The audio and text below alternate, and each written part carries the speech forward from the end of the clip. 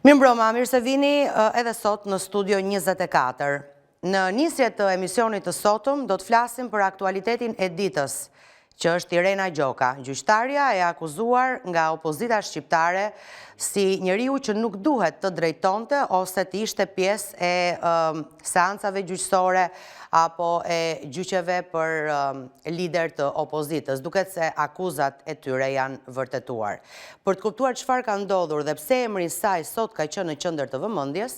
me mua në nisje të programit është kolegja Klodiana Lala, e cila sapo ka përfunduar në fakt emisionin e saj në Shënjestër, e keni ndjekur live në News 24, më bërin tani në Studio 24 për të na dhënë të tjera detaje në lidhje me emrin e Irena Gjokës dhe mbi të gjitha me të ardhmen e saj tashmë në sistemin e drejtësisë. Mirëmbrëma, mirë se vjen në Studio 24 këtë herë.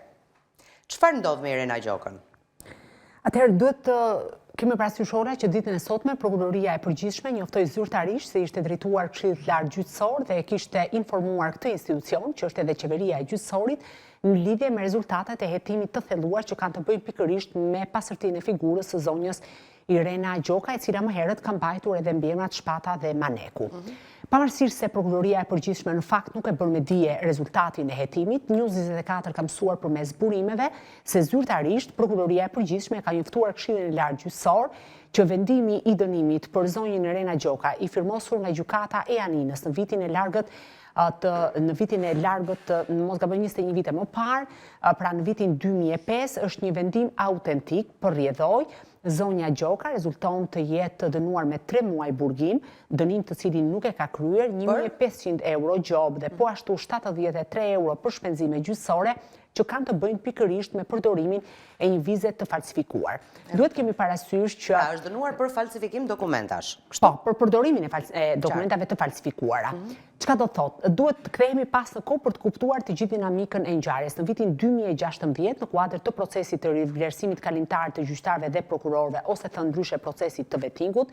zonja Gjoka, e cila në atë kohë ishte gjyqtare në gjykatën për krime të rënda dhe më pas u shkri, u surpërmua dhe u kalua në gjykatën e posaçme kundër korrupsionit dhe krimit të organizuar, plotësoi të gjithë formularët dhe kishte 3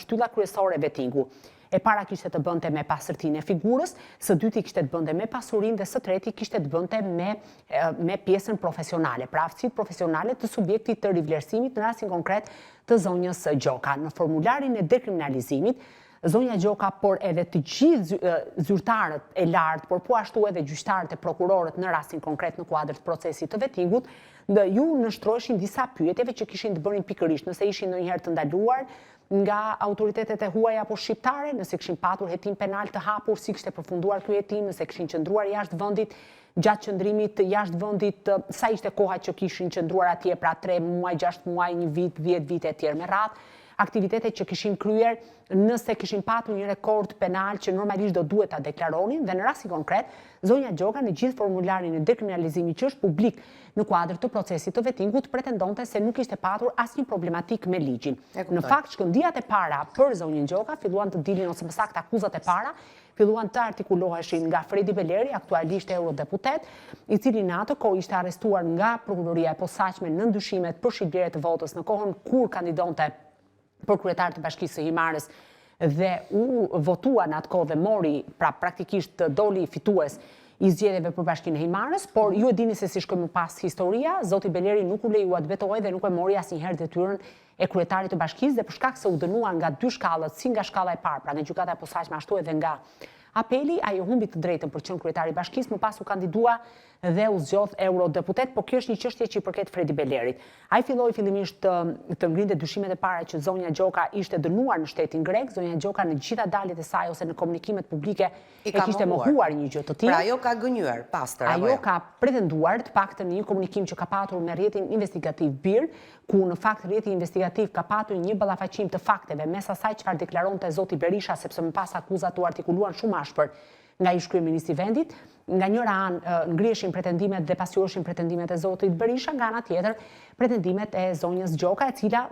deklaronte se nuk ishte patur asnjë rekord në shtetin fqinj apo në asnjë vend të tjetër të Bashkimit Evropian, dhe po ashtu edhe brenda vendit. Por ndërkohë zhvilloheshin hetimet për të. Atëherë, përpara se sa të shkojmë tek hetimet, prokuroria e përgjithshme u vu në lëvizje dhe nisi sektori i dekriminalizimit, i cili është një sektor i posaçëm prokurorinë e përgjithshme, nisi verifikimet e thelluara. Në fakt, ky sektor nuk ka vendimarrje, pra nuk mund parë një vendim për fatin e zonjës Gjoka, por përmes komunikimeve me autoritetet e huaja apo me autoritetet shqiptare, ky sektor arrin të pasqyrojë në mënyrë reale dhe të drejtë ato çfarë ndodh me pasërtinë e figurës së një subjekti konkret, siç është gjyqtari apo prokurori. Në rastin konkret për zonjën Gjoka, sektori i dekriminalizimit ka arritur në konkluzionin që vendimi i dënimit të saj nga gjykata e Janinës është autentik, përrjedhoi ajo rezulton e dënuar dhe nuk e ka deklaruar në formularin e dekriminalizimit, çka në fakt është shkelje e ligjit dhe normalisht zonja Gjoka nuk mund të ushtrojë më funksionin e gjyqtares në Republikën e Shqipërisë. Po kush e vendos këtë? Atëherë, kemi dy momente, prandaj unë i mora me radhë për ta sqaruar opinionin publik. Së pari, prokuroria e përgjithshme mori një kohë shumë të gjatë sepse shkëmbeu informacion me palën greke dhe u desh një kohë shumë e gjatë, gati 18 muaj. Pra, ishte një kohë relativisht e gjatë, ndërkohë që zonja Gjoka ishte dhe vijon të ushtrojë detyrën e gjyqtares së posaçme, dhe kjo e bënte shumë sensitive çështjen. Dhe së dyti, paralelisht me bazën e kallëzimit të bërë nga Partia Demokratike, edhe prokuroria e posaçme ka qelur një hetim penal për zonjën Gjoka, duke hetuar për mosdeklarim të rekordit kriminal në formularin e dekriminalizimit. Prokuroria e posaçme në informacionin zyrtar që i ka nisur ditën e sotme News 24 deklaroi që kjo çështje është në hetim, nuk mund të ndajë të dhëna për sa kohë mbulohet nga sekreti hetimor, por në burime të tjera News 24 ka mësuar se prokurorët e posaçëm, sepse bëhet fjalë për një grup prokurorësh, janë duke pritur ardhjen e letërporosisë nga ana autoriteteve greke, ku në fakt prokuroria, pavarësisht se vendimi i dënimit është bërë publik nga zoti Berisha, nuk mund të konsiderohet provë për prokurorët, por do duhet të merret në formën e kërkuar ligjore përmes letërporosisë. Dhe më pas ky vendim vjen në Ministrinë e Drejtësisë për kthehet dhe në momentin që rezulton që zonja Gjoka është e dënuar, sepse këtë e thot tashmë prokuroria e përgjithshme, automatikisht më pas merren edhe masat. Por kemi dy momente interesante në gjithë këtë histori. Së pari, nëse zonja Gjoka do ta kishte deklaruar këtë rekord jashtë vendit, nuk do të kishte asnjë shkelje të ligjit. Edhe pse ajo nuk e ka vuajtur dënimin, le të themi? Është një histori e mbaruar sepse ka qenë dënimi let dhe është parashkruar e para dhe e dyta, nëse do ta kishte deklaruar në formularin e dekriminalizimit për shkak të kohës së gjatë për mbi 2 dekada që ka kaluar, pra nga momenti që është firmosur dënimi, nuk do të kishte asnjë penalitet. Mjafton që të ishte pasqyruar në formularin e dekriminalizimit dhe ajo mund vazhdonte fare lehtësisht punën si gjyqtare, mund të diskutohej moralisht, por ligjërisht nuk kishte problematike. Kjo është një çështje që ka ndodhur vite më parë, mund ta ketë harruar zonja Gjoka? Nuk e besoj që është një çështje e harruar. Së pari këtu krijohet një problematik. Unë kam mbajtur këtë qendrim në News 24 që kur filluan të artikuloheshin qendrimet e para, sepse nuk kisha dokumenta.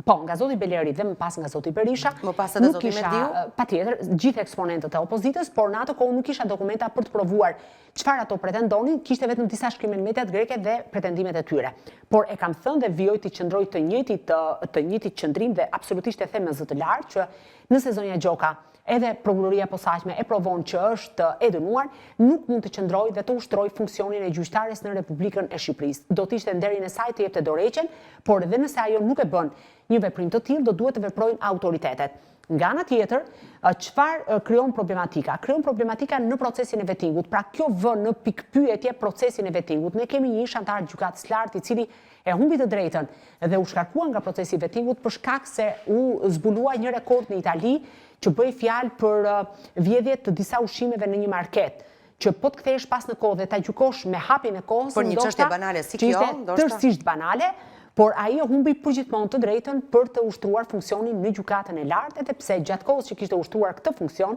nuk dua ta përmend më emrin, kishte patur një qëndrim dinjitos. Pra pavarësisht kësaj dhe pavarësisht se ai kishte qenë një person pa problematika në gjithë pjesën tjetër, pra të ushtrimit të funksionit, në fakt e humbi të drejtën. E i njëjti standard do duhet të ndiqet edhe për zonjën Gjoka. Së pari dhe së dyti, si është e mundur që institucionet e vettingut kanë lejuar që të kalojë dhe të shkojë në gjykatën elit, nëse mund ta them, sepse gjykata e posaçme nuk është një gjykatë e thjeshtë, është një gjykatë e cila në fakt gjykon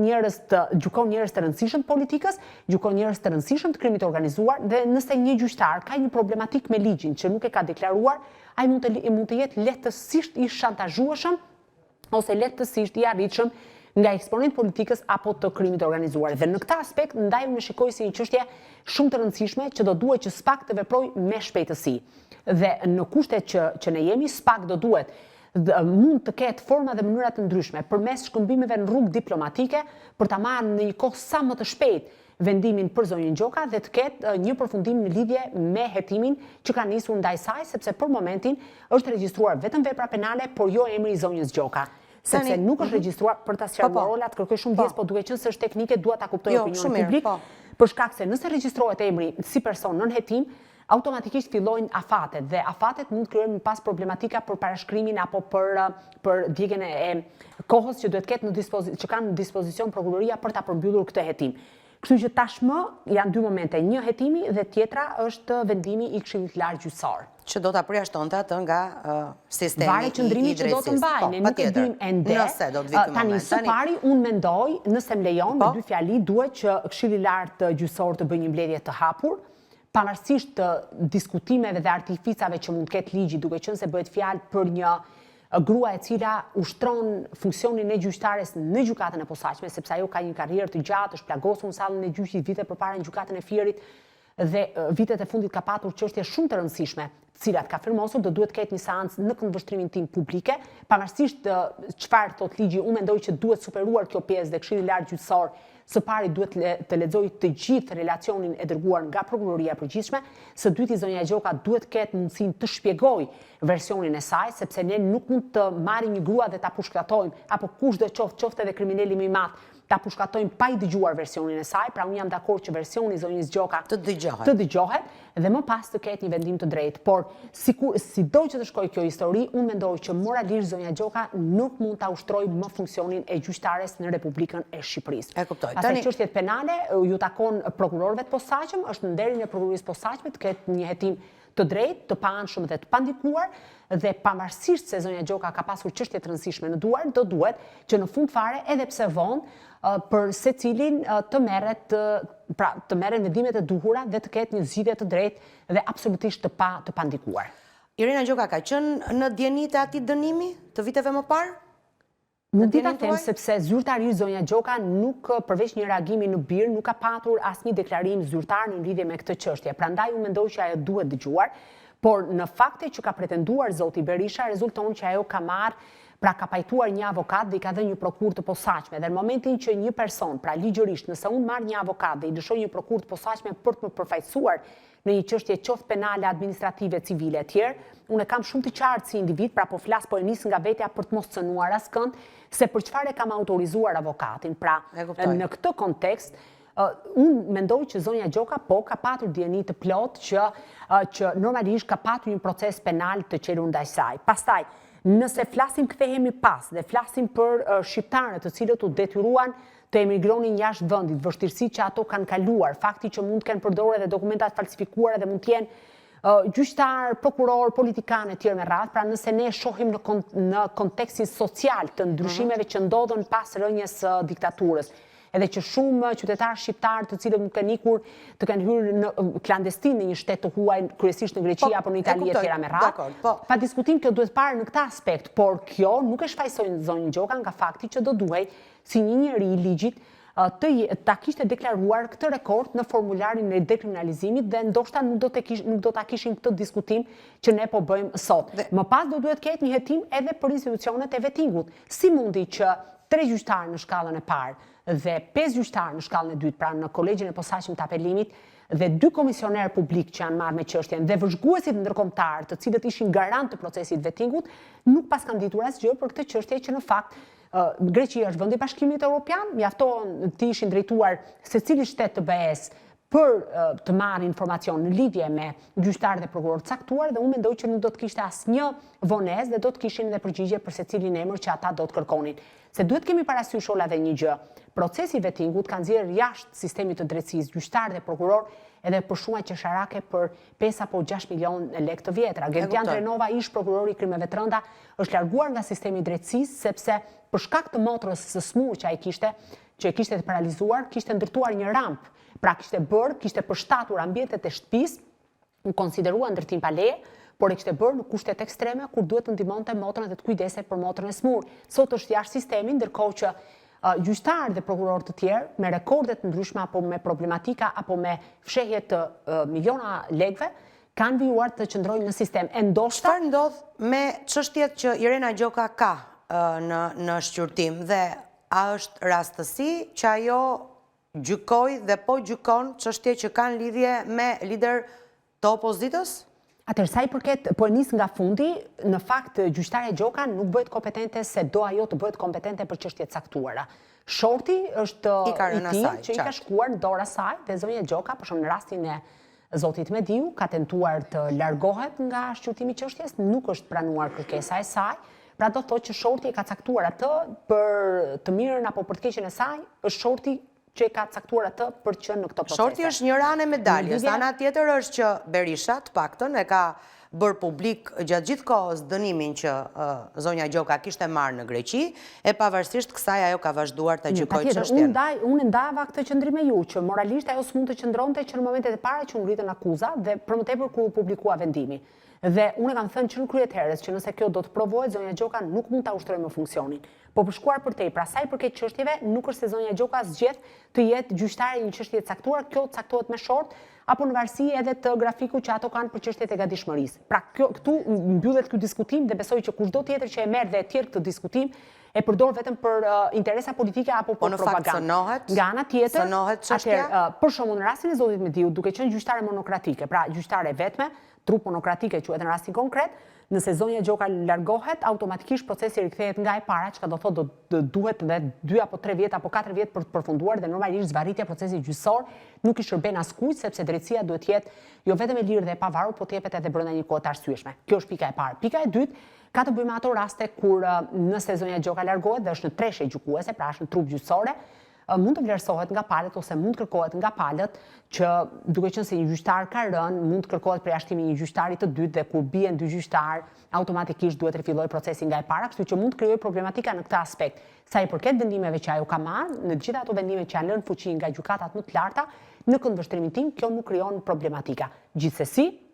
fakti që sipas prokurorisë përgjithshme rezulton që vendimi është autentik, kjo nuk lë një shije të mirë për gjithë ata persona që zonja Gjoka ka gjykuar. Faleminderit Klodin që ishe me mua në pjesën e parë të Studio 24. Faleminderit. Publicitet dhe kthehemi e flasim për temën për cilën jemi mbledhur këtë mbrëmje.